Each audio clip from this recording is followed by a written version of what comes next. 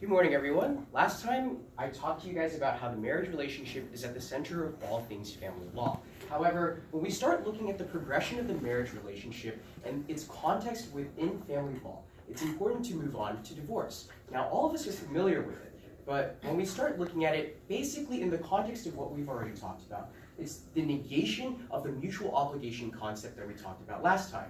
But how is that important? Now, all the stuff that I presented to you in the last time with marriage relationship was all research. This time I get to talk to you about my experiences. This summer, I had an internship with the Fort Bend Lawyers Care, and as a result, in my own estimates, when we start looking at divorce, it was probably about 8 out of 10 cases that we started reviewing. So obviously this is a big issue within family law. But in order to understand it more completely, it's important to look to 3 main things. Number 1, we're going to be looking at the differences in family code that we have from state to state. Second, we're going to be looking at how family law, in the context of a divorce process, protects both parties. And then third, we're also going to be focusing on the fact that the child is always going to be the highest priority when we start looking at divorce processes. So first, with all 3 things in mind, we're going to be looking at how divorce solves conflict. Even though there is a negative stigma about it, we need to focus on the fact that it is a positive.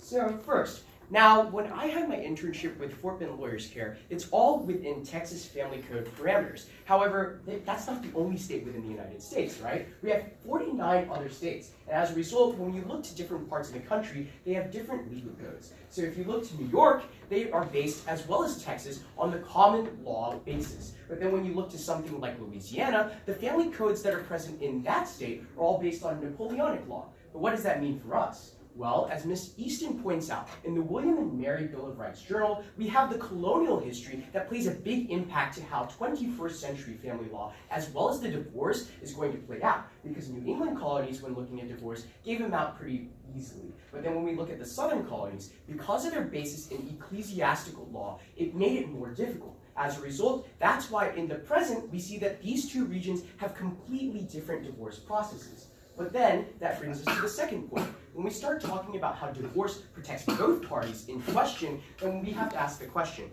why does divorce exist in the first place? Well, what we see is that the divorce exists to protect them. And how does that happen?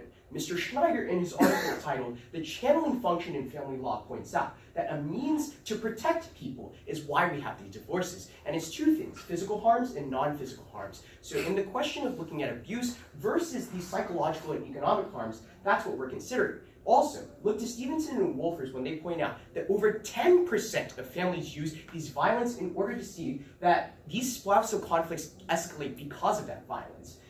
But as a result, the violence, we can reduce that by the distribution of the bargaining power.